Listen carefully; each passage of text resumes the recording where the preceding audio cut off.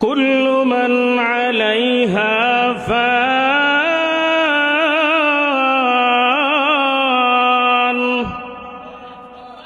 ويبقى وجه ربك ذو الجلال والإكرام।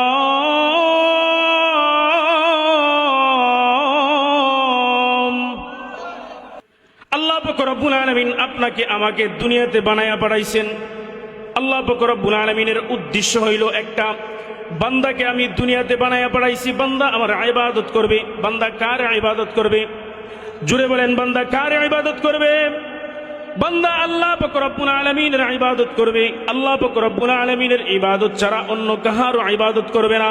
যখন আল্লাহ পাক রব্বুল আলামিন আদেশ করছেন 5 ওয়াক্ত নামাজ পড়ার জন্য, বান্দা দুনিয়ার দিকে না তাকাইয়া, দুনিয়ার কোন লোভ লালসার দিকে না তাকাইয়া, দুনিয়ার ব্যস্ততাকে পিছনে ফেলাইয়া বান্দা 5 ওয়াক্ত নামাজের দিকে মনোযোগী হইতে হবে।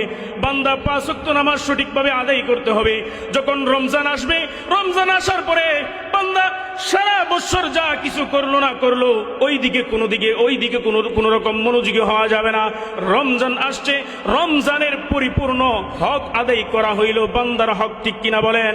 নাহমাদুহু ওয়া নুসাল্লি আলা রাসূলিহিল কারীম, আম্মা বা'দু فأعوذ بالله من الشيطان الرجيم. بسم الله الرحمن الرحيم. قالوا لم نك من المصلين ولم نك نطعم المسكين وكنا نخوض مع الخائضين وكنا نكذب بيوم الدين. وقال تعالى: يا أيها الذين آمنوا كتب عليكم الصيام كما كتب على الذين من قبلكم لعلكم تتقون. صدق الله المولانا العظيم. সকলে মুহাব্বতের সাথে দুরূদ শরীফ পাঠ করি। আল্লাহুম্মা সাল্লি আলা মুহাম্মাদ ওয়া আলা আলি মুহাম্মাদ কামা সাল্লাইতা আলা ইব্রাহিম ওয়া আলা আলি ইব্রাহিম ইন্নাকা হামিদুম মাজিদ।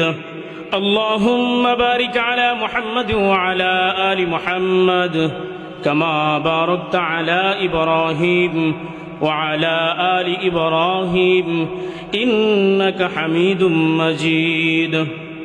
আলহামদুলিল্লাহ। রামপুর সমাজ কল্যাণ যুব সমাজের উদ্যোগে রমজানের তাৎপর্য উপলক্ষে 30তম বার্ষিক ইসলামী মহাসম্মেলনের সম্মানিত সভাপতি সাহেব, প্রধান আলোচক সাহেব এবং আমার সামনে উপবিষ্ট মুরব্বী বাবারা, যুবক ভাইয়েরা, পর্দার আড়ালের মা ও বোনেরা, আসুন সবাই মিলে মহান রব্বুল আলামিনের দরবারে শুকর গুজার করি যে আল্লাহ পাক রব্বুল আলামিন আমাদেরকে এমন একটা মহতি মজলিসে আসার এবং বসার তৌফিক দান করেছেন।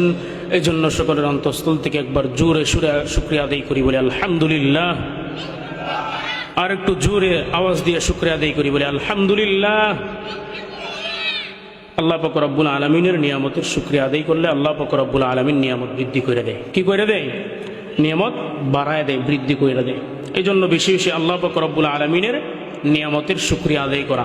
এই মাহফিল হওয়াটা, এটাকে আমার আপনার জন্য নিয়ামত কিনা? বলেন, জোরে বলেন, নিয়ামত কিনা?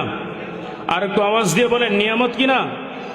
আজকে যদি রামপুরে এই জায়গায় একটা গানের আয়োজন করা হইতো, মাশাআল্লাহ, রামপুরের যুবক, ইয়াং, মুরব্বী, বৃদ্ধ, এক পাও কবরে চলে গেছে, শিশু বাচ্চা সহকারে তাদেরকে নিয়ে এই জায়গায় এসে পড়তো, ঠিক কিনা বলেন? জোরে বলেন, আসতো কি আসতো না? চলে আসতো।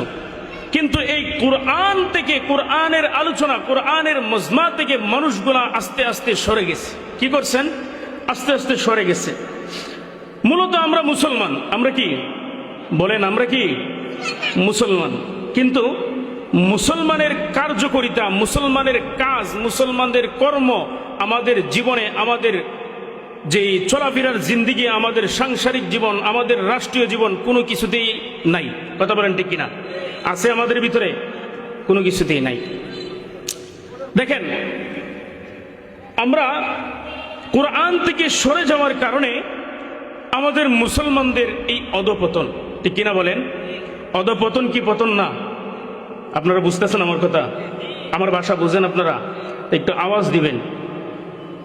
এই যে একটা অধঃপতন, মুসলমান যদি এই কোরআনকে আঁকড়ে ধরে তাহলে মুসলমানদের শক্তি এমন হবে যে রাসূল আকরাম সাল্লাল্লাহু আলাইহি সাল্লাম 313 জন সাহাবায়ে কেরামদেরকে নিয়ে বদর প্রান্তে যখন যুদ্ধ করতে গিয়েছিলেন, তখন কাফের বেঈমানদেরকে আল্লাহ রাসূল সাল্লাল্লাহু আলাইহি সাল্লাম সহ সাহাবায়ে কেরামদেরকে নিয়ে তাদের কাফের বেঈমানদের বিরুদ্ধে যুদ্ধ করে তিনি জয়লাভ করেছেন। কি করেছেন?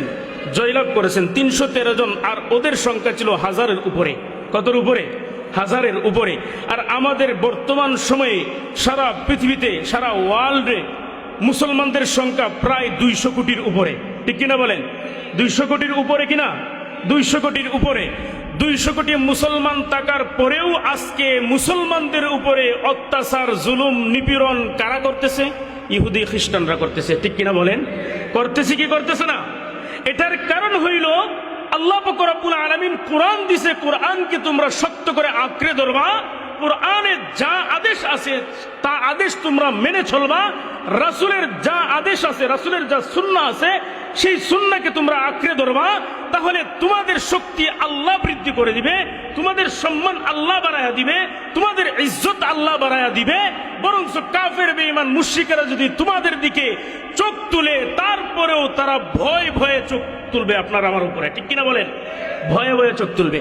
এখন আমি আর আপনি যদি এই কোরআন থেকে সরে যাই, তাহলে দেখবেন আস্তে আস্তে আমাদের উপর অত্যাচার, জুলুম বাড়ে। বাড়ে কি বাড়ে না? আমাদের মুসলমানরা এই সময়ে মায়ের খাইতেছি কি খাইতেছে না? জুড়ে বলেন, মায়ের খাইতেছি কি খাইতেছে না? আপনারা বলবেন হুজুর রমজানের তাৎপর্য উপলক্ষে এই মাহফিল। আমি এটা বলতেছি কারণ হইল আমার এই মাহফিলটা দেখে একটু কষ্ট লাগছে। কষ্ট এটাই যে রামপুরে এত এত মানুষ বাজারে ঘোরাফেরা করতেছে। একটা দিন, কয়টা দিন? একটা দিন, একটা রাত্র 2-4 ঘন্টার সময় যদি এখানে দেয়, এই সময়টাই তার জন্য মূল্যবান একটা সময় হয়ে যাবে। ঠিক কিনা বলেন? এমনও হইতে পারে এই সময়টাই জান্নাতের যাওয়ার জন্য একটা উসিলা হয়ে যাইতে পারে। পারে কি পারে না?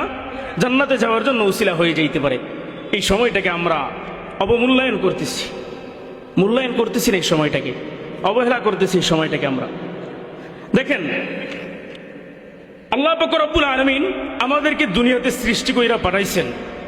এই দুনিয়া আল্লাহ পাক রব্বুল আলামিন খুব সুন্দর কইরা সাজাইছেন।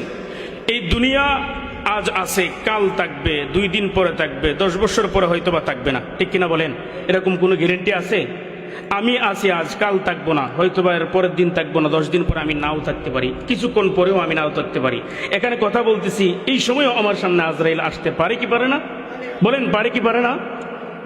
তাহলে আমরা মরণশীল ব্যক্তি। আমরা কি বলেন? আমরা কি মরণশীল? আমাদের দুনিয়া থেকে চলে যেতে হবে। কিন্তু একমাত্র একজন থাকবেন, তিনি হলেন একমাত্র আল্লাহ পাক রব্বুল আলামিন। তিনি কে? জুড়ে বলেন, তিনি কে? আল্লাহ পাক রব্বুল আলামিন। আল্লাহ কোরআনে বলেন, কুল্লু মান আলাইহা ফান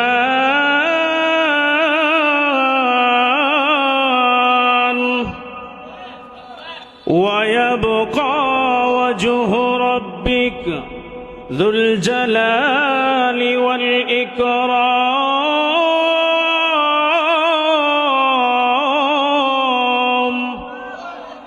আল্লাহ পাক রব্বুল আলামিন বলেন, আমি এই দুনিয়া সৃষ্টি করছি, পাহাড় পর্বত, নদী নালা, আসমান যা আছে সব কিছু ধ্বংসশীল। সব কিছু কি ধ্বংসশীল। একমাত্র কে থাকবেন? আল্লাহ পাক রব্বুল আলামিন। ওয়াজহু রাব্বিকা যুল জালালি ওয়াল ইকরাম। একমাত্র কে থাকবেন? আল্লাহ পাক রব্বুল আলামিন থাকবেন। মুসলমান বাবাজিরা আমার, এদিক সেদিক নজর দিবেন না, কথাগুলো মনোযোগ দিয়ে শোনার চেষ্টা করবেন। আল্লাহ পাক রব্বুল আলামিন আপনাকে আমাকে দুনিয়াতে বানায়া পাঠাইছেন। আল্লাহ পাক রব্বুল আলামিনের উদ্দেশ্য হইল একটা, বান্দাকে আমি দুনিয়াতে বানায়া পাঠাইছি, বান্দা আমার ইবাদত করবে। বান্দা কার ইবাদত করবে? জুড়ে বলেন, বান্দা কার ইবাদত করবে? বান্দা আল্লাহ পাক রব্বুল আলামিনের ইবাদত করবে। আল্লাহ পাক রব্বুল আলামিনের ইবাদত ছাড়া অন্য কাহারও ইবাদত করবে না।